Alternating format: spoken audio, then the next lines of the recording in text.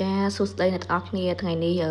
មកចង់ចែកម្លែកពីវិធីធ្វើអំពិលត្រាំនេះឥឡូវបានអំពិលល្អពីអ្នកចិត្តខាងគាត់ឲ្យអញ្ចឹងណាអត់ដឹងថាធ្វើអីយកធ្វើអំពិលត្រាំត្រូវដោយសារតែគូវាធំចាស់ល្អអញ្ចឹងឥ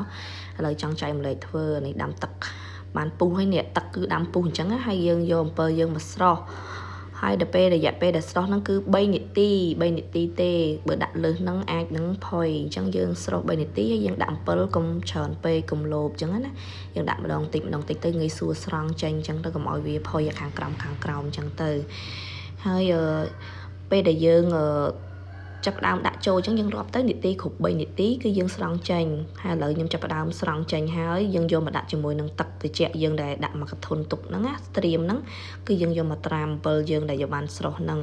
ហើយដល់ពេលដែលត្រាំអញ្ចឹងយើងងាយស្រួលបកអញ្ចឹងណាបងប្អូនហើយ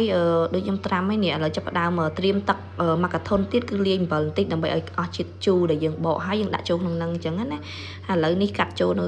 ពេលយើងធ្វើត្រាំទឹកកបោហើយនេះកបោខ្ញុំបានបង្ហាញហ្នឹងគឺកបោមកស្ព្រាកាហ្វេគឺយើងដាក់ទឹកមួយកូនកែវហើយយើងលាយជាមួយនឹងទឹកប្រហែលជា1លីត្រមកយើងយកមកត្រាំហ្នឹងហើយយើងលាយឲ្យកបោនឹងរងហើយយើងចាក់ជាមួយនឹងទឹកចឹងទៅហើយយើងយកមកដាក់អំពិលយើងត្រាំហើយរយៈពេលដែលយើងត្រាំហ្នឹងគឺ1ថ្ងៃដើម្បីឲ្យអំពិលយើងនឹងស្វិតល្អហើយនឹងមានពណ៌អញ្ចឹងណាឲ្យឡើងពណ៌ហើយយើងធ្វើបែបចាស់បុរាណធម្មជាតិហ្នឹងគឺយើងញ៉ាំដោយសុវត្ថិភាពឃើញទេខ្ញុំបានដាក់ត្រាំជាមួយនឹងទឹកកបាវហើយទុករយៈពេលប្រហែលជាមួយយប់យើងបិទប្រអប់ចិត្តចឹងទៅដើម្បីរក្សាទុកបានល្អ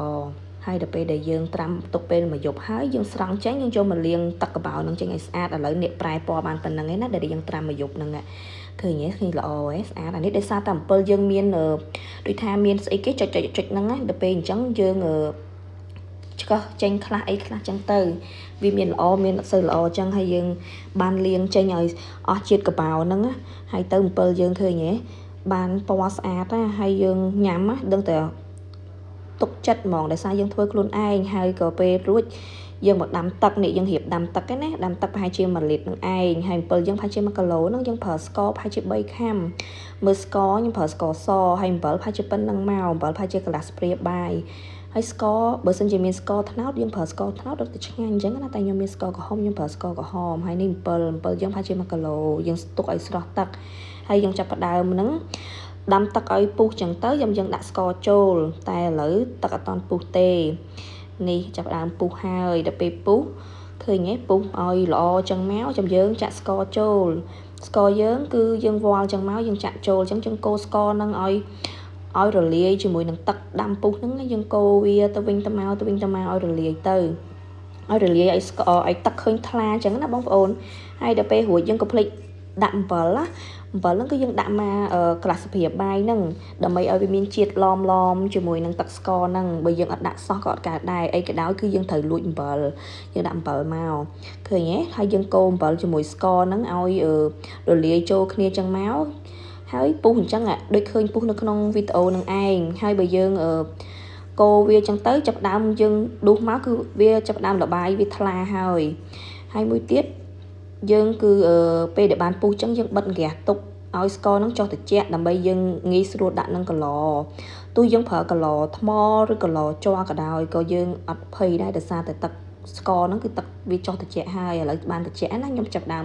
ចាក់ជាមួយនឹងកន្លដែលខ្ញុំដាក់អំពិលចូលហើយប៉ុន្តែជាក់ស្ដែងកន្លហ្នឹងគឺបានដាក់ចូលនៅក្នុងទូទឹកកកទេដោយសារតែកន្លហ្នឹងខ្ពស់ទូទឹកកកខ្ញុំចន្លោះដែលបានដាក់ហ្នឹងគឺវាខ្លីដល់ពេលអញ្ចឹងទៅខ្ញុំបានដាក់ចូលក្នុងទូទឹកកកកន្លហ្នឹងដោយសារតែកន្លហ្នឹងស្អាតដែរអញ្ចឹងចង់ថាដាក់ទៅវាស្អាតហើយគម្របវាបិទចិត្តតែឥឡូវនេះដូរមកដាក់ប្រអប់ជ័រវិញហើយកូនស្រីខ្ញុំគឺប្រកែខាងជួយគេបើកទ្វារឲ្យមកម៉ាក់ដាក់ចូល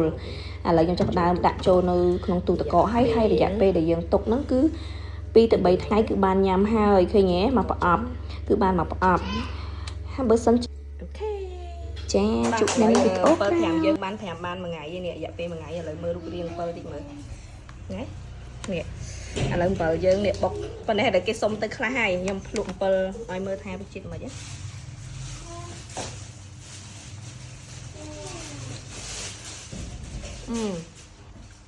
ស្រួយឆ្ងាញ់ធ្វើលើកដំបូងតែឆ្ងាញ់ស្រួយហើយអត់សូវផ្អែមខ្លាំងក៏អត់សូវប្រៃខ្លាំងដែរដោយសារខ្ញុំប្រើស្ករ xong nâng cho muối nâng bơ nữa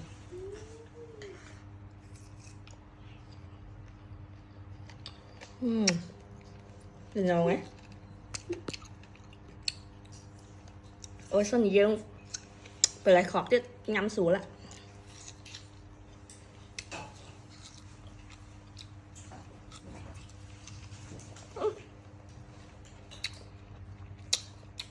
ok bye bye